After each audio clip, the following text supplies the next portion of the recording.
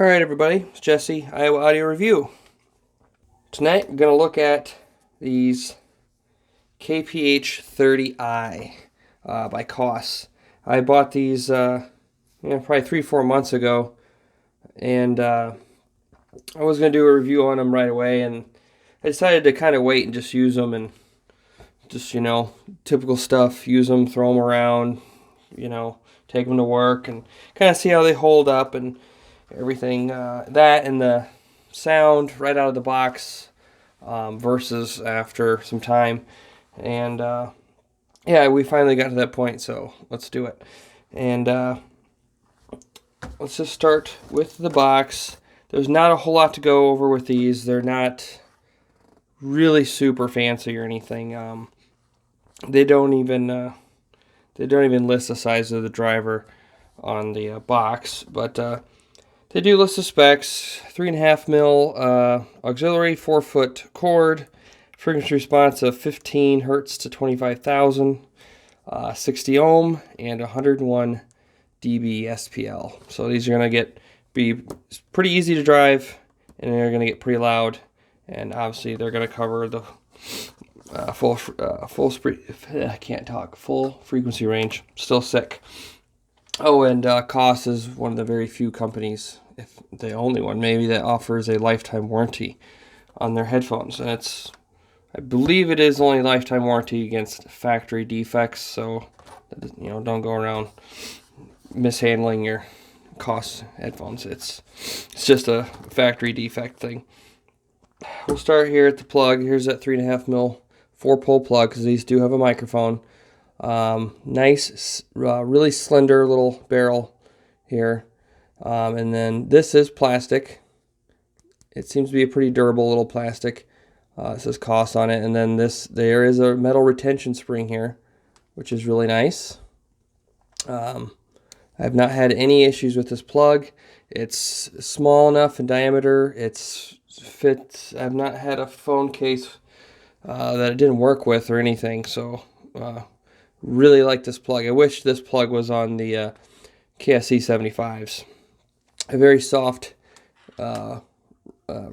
typical rubber cord. It runs up 4 feet, splits to dual entry, and there's your microphone. There's the microphone hole, and then you have a nice clicky button on there, and this will answer and end phone calls and start and stop your music. Unfortunately, there's not a next and back button, but fine. And then, goes right up into the headphones, and they are just very retro style, like I'm sure many other people have said about them. These actually remind me of similar to the headphones that came with my Walkman, I think. Not a cassette Walkman. I had a mini disc Walkman from the mid-90s, I think. But it's all plastic construction, but it's not a really cheesy, cheap plastic. It's a really nice, durable, flexible plastic. It's not that really hard, brittle plastic. It's a nice, malleable plastic. I don't know. And then see the ear cup or ear pad with a speaker or whatever in it here is mounted in this pretty much like a silicone deal here, like a silicone bushing that allows it to kind of twist a little bit and flex.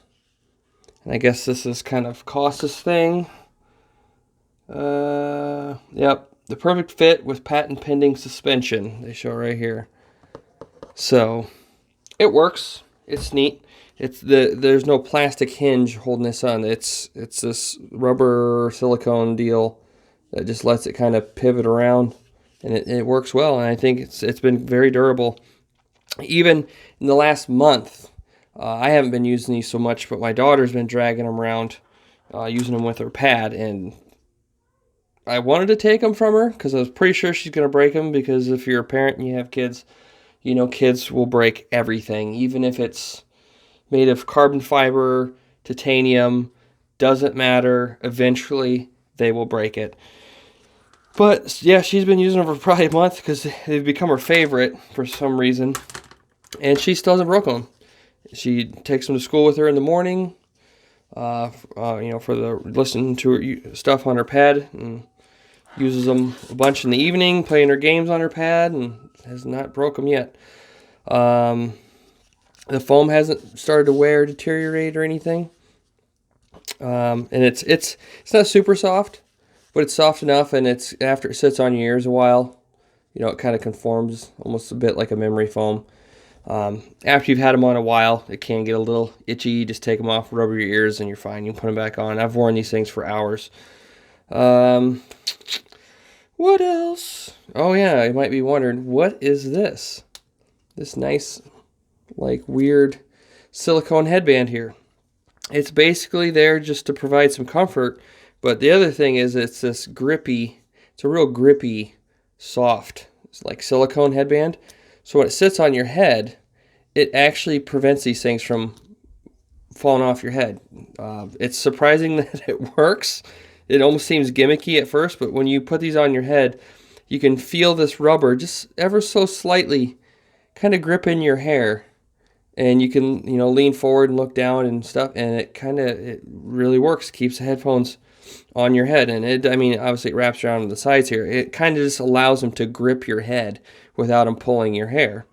I don't have very long hair. I've never had my hair get pulled by these things on the side, the adjustments, but very standard adjustments.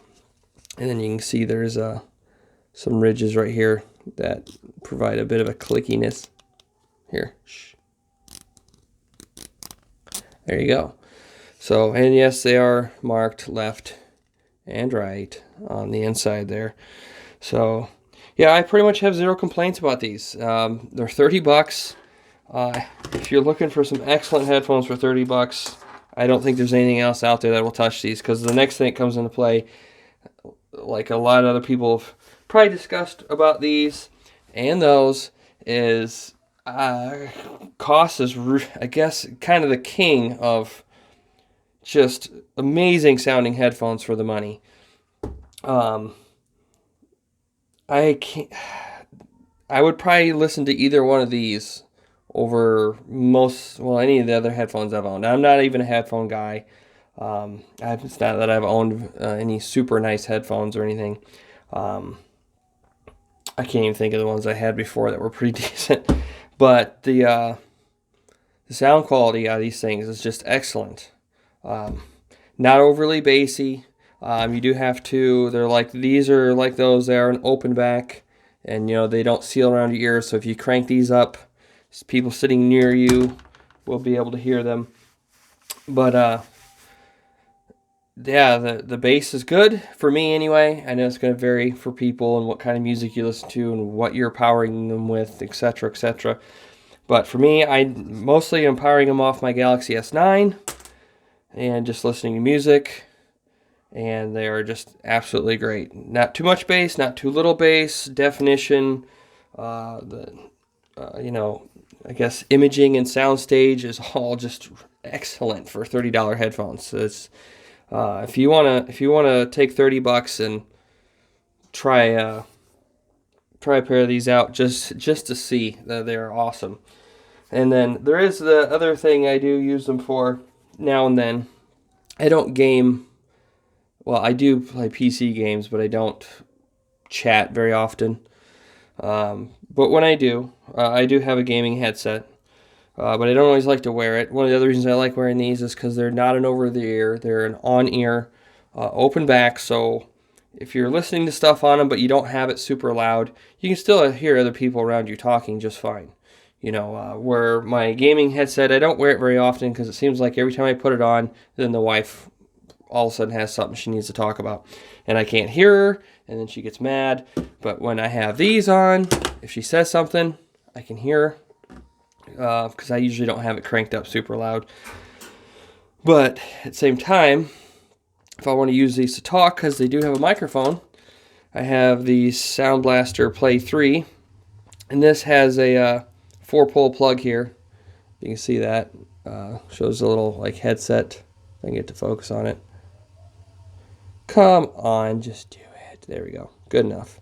You can see it there. Microphone, and then this one's for a 4-pole. and then you just plug this into your computer, USB, wherever, and install the Sound Blaster software, which is pretty nice little software for this. It lets you have fun with a few things.